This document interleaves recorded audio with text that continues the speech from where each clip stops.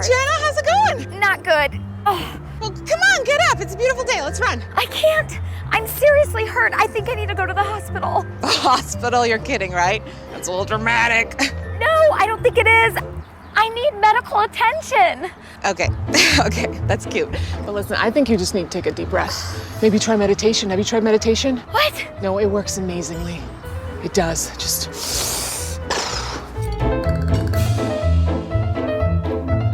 Mom? Sarah's choking. Sarah, stop being so melodramatic. Should I call 911? Oh, no, it's just hormones. All teenagers go through this, honey. You're just overreacting. You'll feel better after a really long night's sleep, I promise. Mom, she needs help. Sarah, seriously, stop this, or I'll take away your iPhone. Hello and welcome back to the channel. I am headed to my happy place, the gym, for a workout, and I just thought I would share with you why the gym is so beneficial and how it can help your mental health. This is Mental Health Awareness Month. Let's talk about it, let's be real, and let's break the stigma. Hi, Lewis. Lewis, are you okay? Chest is tightening. My arm's tightening too. Is this medicine? Where did you get this? My doctor after my heart attack. This is poison. You don't need medication. All you need in life, essential oils. You got it. Come on. See? You're fine. Come on. Race to the water fountain. Okay. No, wait. You'll be fine. You'll be fine. It's not how many times you fall down, it's how many times you get up. Look at your brother. He isn't overreacting like you. Maybe you're not spiritually mature enough. I personally read Proverbs twice a day. This is lavender, a few drops in a hot bath, and you're good as new. I was your age once, and I lived through it. Lewis, you don't need medicine. We don't need to call 911. You don't need professional help. Some of my experience with mental health struggles has been situational, with loss of a loved one, pregnancy loss. Obviously, financial stress can sometimes get to people, but I found my biggest struggles came when my hormones were adjusting after pregnancy. That would have been postpartum anxiety after my son Oliver, and then postpartum depression after my son Santiago. And I truly think that working out became my saving grace, and working out also encouraged me to eat healthy, and then I wasn't dealing with a sugar high, a sugar crash, a sugar high, a sugar crash, when I'm already nursing a newborn, not getting enough sleep,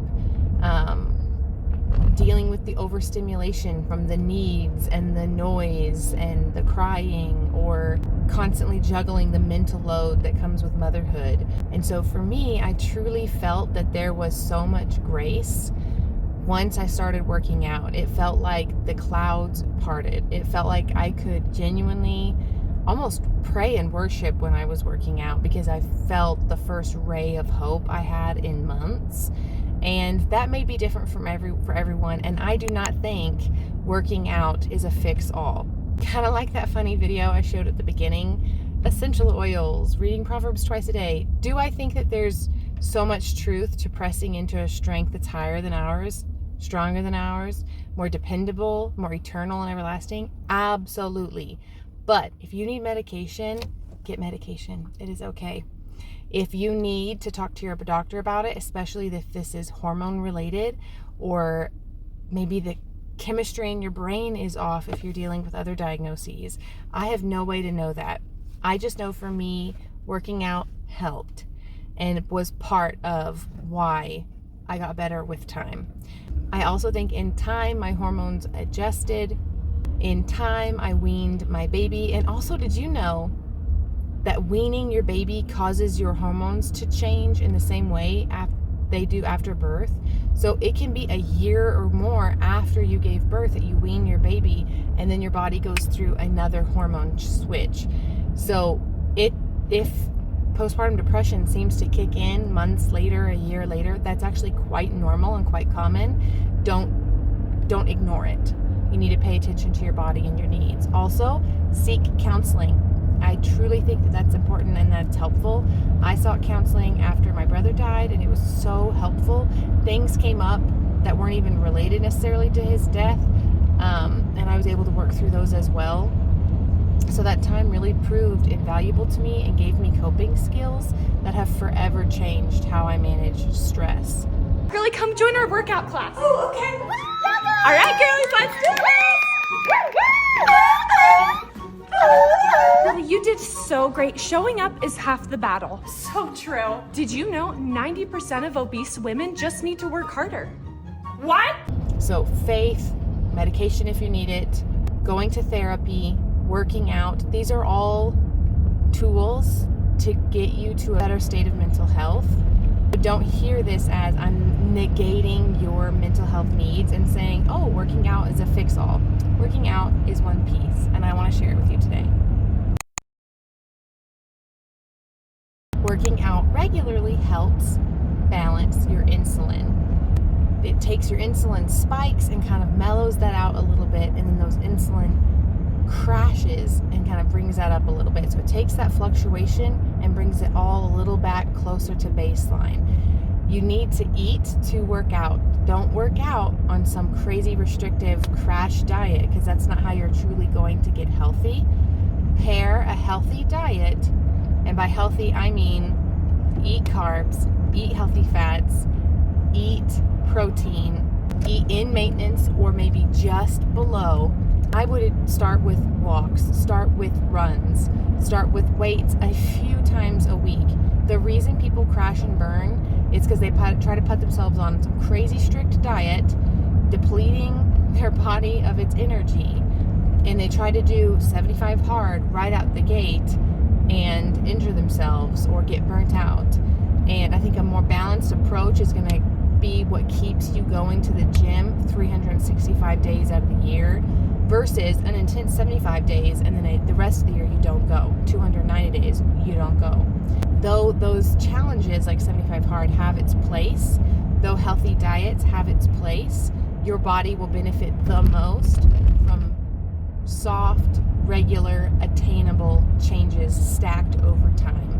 That is what I'm referring to here. Moderate, regular exercise. That helps your insulin, okay? Also, cortisol, the stress hormone, another hormone that's affected by working out.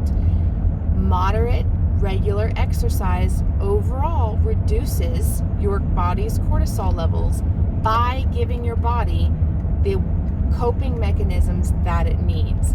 Now, super intense exercises can spike cortisol, yes.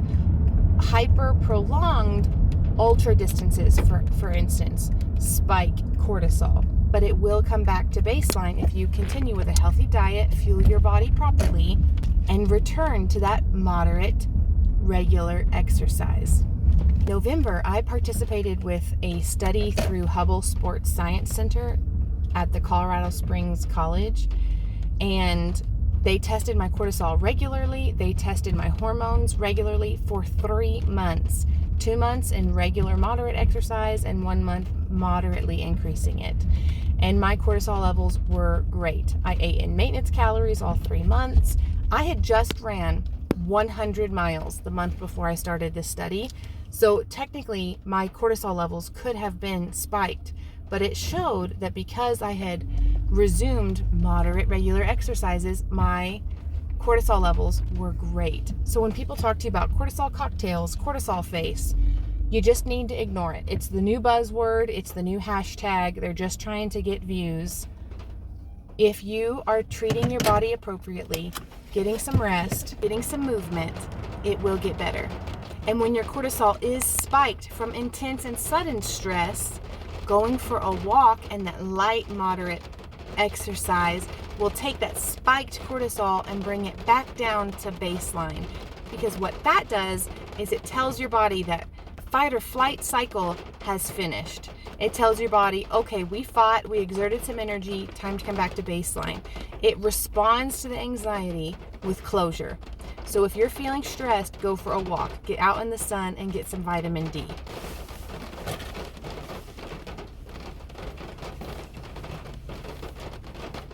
Endorphins, dopamine, and serotonin all get increased when you are moderately active regularly. The key to this is consistency. Being consistent over time has tremendous transformative effects on your hormone health. This will boost your mood and increase your self-esteem as you see the changes in your body that you've been wanting to see. This is explained chemically as all the happy hormones in your brain are firing, but also when it comes to the psychological aspect of feeling confident in your own skin. When it comes to our traditional sex hormones, estrogen, testosterone, and progesterone, regular moderate exercise can improve those, which is going to help some of our mood fluctuations, our drive for intimacy, our drive for activity, and even our metabolism. The only thing I will say is over-exercising, especially while under-eating, is linked to negative effects on your estrogen, so be sure to fuel properly. Notice that moderate and consistent have been the two key words in this video so far. Incorporate a variety of movements, preferably something cardiovascular focused and something strength based. If you're looking to learn more about strength training, I have lots of content that could be helpful for you as you get started. My main points would be careful with your form if you're a newbie, and always increase the weight. Progressive overload is the key to seeing the changes you're wanting. Listen to your body, slow down if you need to, and be very careful with form. Also be aware of your hormone cycles and if you need to adjust this movement accordingly. And remember, this is one piece out of many. Use a holistic approach. Maybe try therapy, medication, seeking the Lord, talking to a friend, and talking to your healthcare provider. These are all ways that you can improve your holistic health, heart, mind, and spirit. Thank you for listening today. Bye-bye.